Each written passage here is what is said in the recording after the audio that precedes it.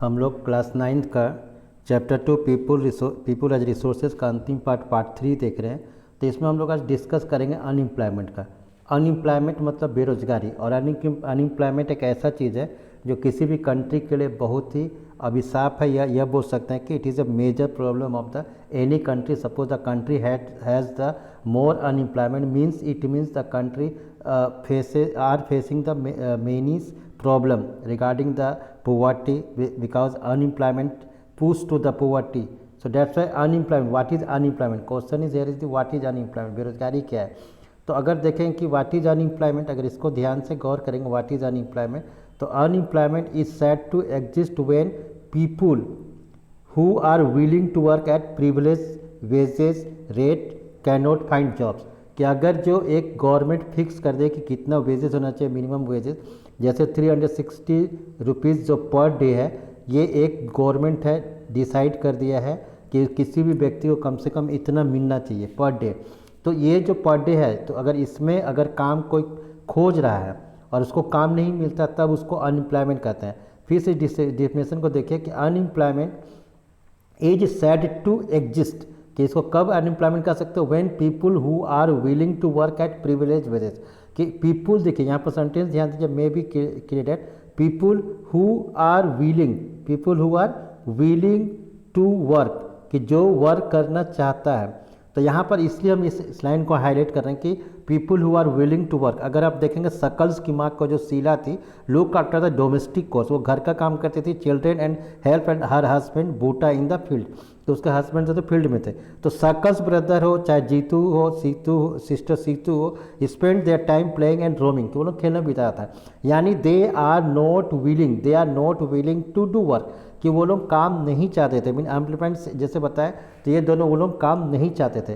तो यही सिचुएशन है कि अनएम्प्लॉयमेंट, याद रखें हमेशा कि whenever any person wanted to work और willing to work, they can not find work और any job at the prevailing wages known as the unemployment. कि अगर कोई आदमी काम खोजता है, और सपोज आदमी औरत कोई भी जैसे पीपल से अगर काम करना चाहता है और वो प्रिविलिंग वेजेस में काम खोजता नहीं मिलता, तो that this is the situation is the unemployment, उसको अनएम्प्लॉयमेंट या सिचुएशन कहते हैं। When we talk unemployed people means unemployed people मैंने कौन काम खोजेगा, तो ये देखना कि वहाँ पर अगर उसका दोनों भाई को देख रहे हैं कि जो जीतू और सीतू थे उसके भाई बहन, वो लोग 15 साल से छोटी थी। तो वर्किंग जो क्लास हम लोग कहा जाता है कि वर्किंग क्लास जो होता है कि 0 to 14 जो होता है, ये होता है प्राइमरी क्लास, जो कि इसको चिल्ड्रन कहा जाता है। इसको वो लोग पढ़ने के लिए उसको एग्जाम किया जाता है। तो वर्किंग क्लास जो है 15 ईयर्स से 59 ईयर्स है। तो उस एज में अगर कोई काम नहीं मिलता तब होता है। तो children below 15 year of age and the old people more than और above the 60 are not consider the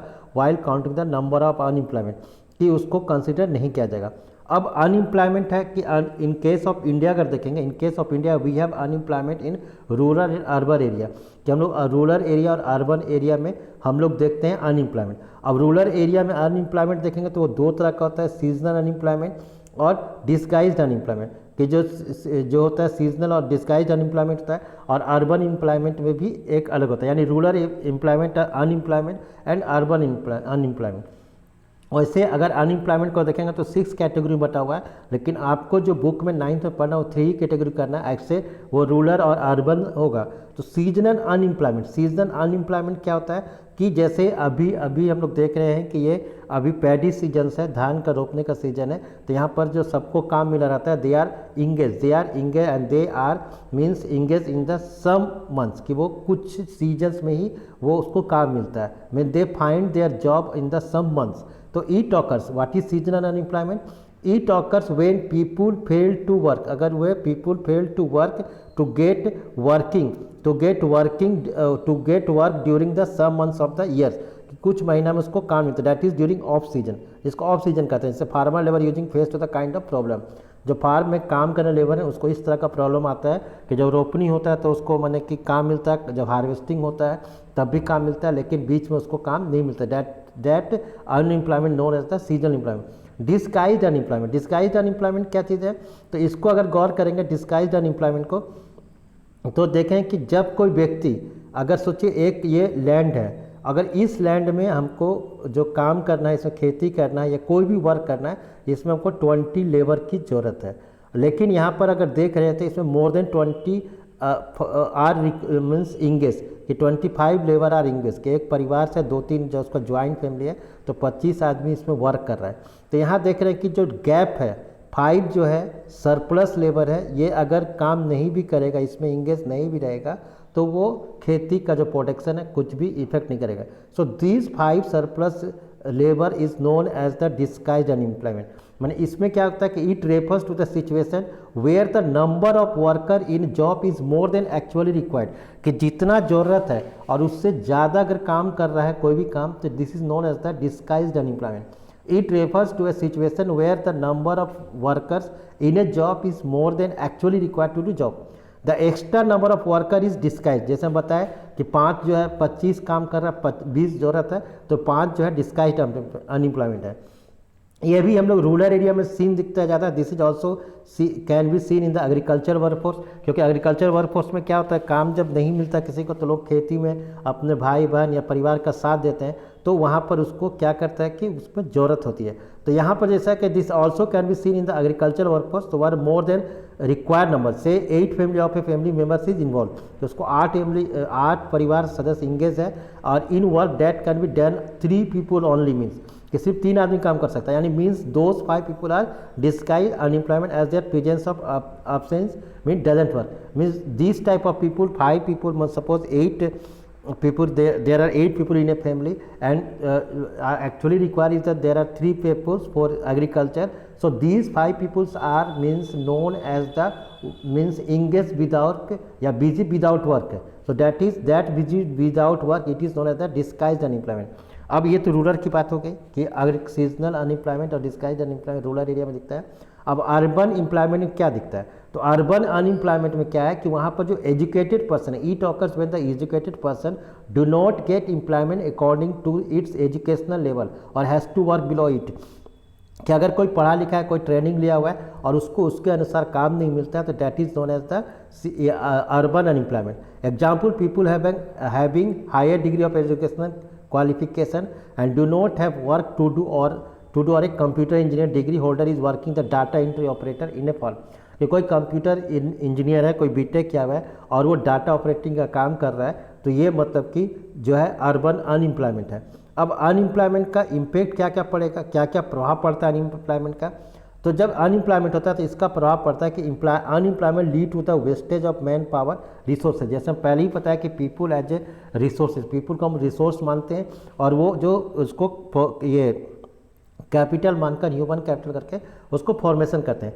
people who are an asset for the economy turn into the liability, अगर उसको काम नहीं मिलेगा, जो कि हम शुरुआत में बताया कि मोर पॉपुलेशन अगर ज़्यादा पॉपुलेशन है तो उसको हम एसेट है इकोनॉमी का, ना कि लाइबिलिटी। अगर उसको काम नहीं मिलेगा तो peoples who are an asset, इसका प्रभाव यही पड़ेगा कि इकोनॉमिक का जो एसेट होना चाहिए था वो लाइबिलिटी बन गया। सो देयर इज लाइबिलिटी मतलब कि एक बोझ बन गया। This is there is a feeling of hopelessness and despair among the youth, और ये आशा जो है यूथ के अनुसार और उसको माने कि और नीचे झुकाएगा। Unemployment tends to increase the economic overload, और अनएम्प्लॉयमेंट जो है वो उसको ओवरलोड करता है, बहुत ज़्यादा बढ़ाता है। तो ये दिए हुआ इसका इम्पैक्ट। अब इसको कैसे कैसे सॉल्यूशन करना है, तो अगर एनसीईआरटी बुक में आप देखेंगे कि उसको कैसे हम लोग सॉल्यूशन कर सकते हैं। तो जैसे यहाँ पर बता दिए कि ये चीज़ आपको बता दें कि इम्पैक्ट क्या पड़ता है। अब इसका सॉल्यूशन देख रहे हैं, तो सॉल्यूशन यहाँ पर क्या कि एक स्टोरी लेके चल रहे हैं कि जैसे अगर यहाँ पर जैसे यहाँ दिया हुआ है कि moreover the employment structure is characterised by the self employed in the primary sector, कि कोई अपना काम जो है प्राइमरी सेक्टर में वो काम ढूंढ ले, जो है प्राइमरी सेक्टर में काम खोजे, जैसे वो अपना सेल्फ काम अपना काम खोजे तो हो सकता है कि उसको रोजगार मिलेगा। Whole family contributes in the field even though not everybody is really needed, so there is a disguised unemployment। so यहाँ पर उसकी चर्चा कर रहा है। तो एम्प्लॉयमेंट सिनेरियो जो है उसको कैसे कम करना है, तो एक विलेज का लेकर चल रहे हैं। यहाँ पर जो बुक में आपका एनसीईआरटी बुक में दिया है कि स्टोरी ऑफ ए विलेज, तो there was a village inhabited in a several family, कि इसमें बहुत परिवार रहता है। Each family produced enough to feed its member, और सारा परिवार जो है जितना भी अपना खाने की ज़रूरत है या जो भी ज़रूरत है उसको पूरा करता है। Each family met its needs by the member making their own clothes, वो लोग अपना कपड़ा ही बनाता है। टीचिंग देयर ओन चिल्ड्रन, अपना बच्चा को पढ़ाता भी है। वन ऑफ द फैमिलीज, लेकिन उसी में से एक परिवार जो है decided to send one of its son, कि उसका अपना एक लड़का को टू एन एग्रीकल्चर कॉलेज, उसको एग्रीकल्चर कॉलेज भेजने का ये निश्चित करता है। तो वो डिसाइडेड करता है, निश्चय करता है, यानी the boy got his admission in the nearby college of agriculture, कि जो एग्रीकल्चर जो आसपास का मैंने पास में एग्रीकल्चर कॉलेज में एडमिशन लेता है। आफ्टर सम टाइम, कुछ दिनों बाद he became qualified in agro engineer, और वो एग्रो इंजीनियर माने कि कृषि का इंजीनियर बन जाता है, and came back to the village, गाँव वापस आता है।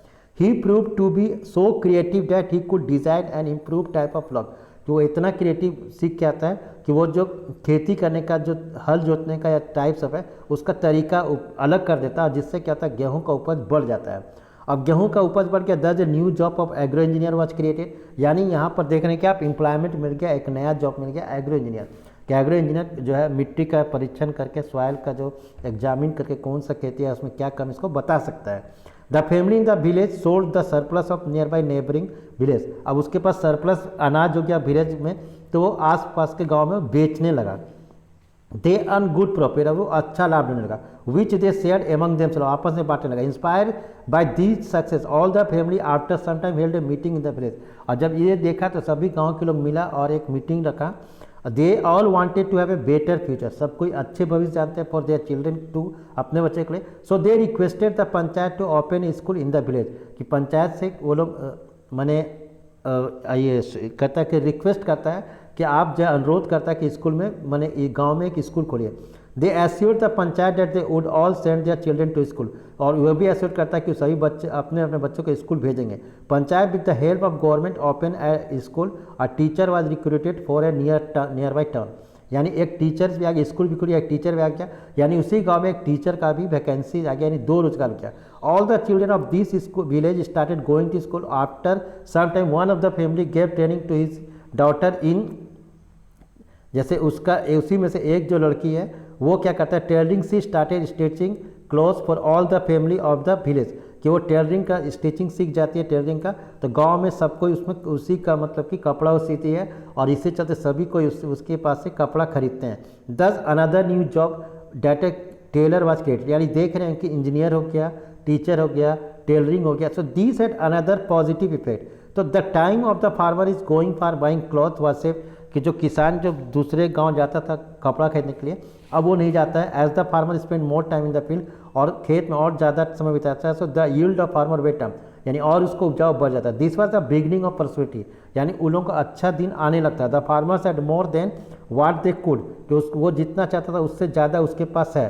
So now they could sell what they produce to other who come to village market, यानी उस वहीं पर अब बाजार बन गया। तो इस तरह से देख रहे हैं कि किसी भी तरह से माने इंजीनियर और इस तरह से एक एक्टिविटीज़ होकर किसी को भी एम्प्लॉयमेंट जो है क्रिएट किया जा सकता है अनएम्प्लॉयमेंट को। तो इस तरह से ये चैप्टर फिनिश होता है, और इसका एक्स्ट्रा जो क्वेश्चंस है एनसीईआरटी को छोड़कर उसको जो नेक्स्ट वीडियो में अपलोड करते हैं। Thank you.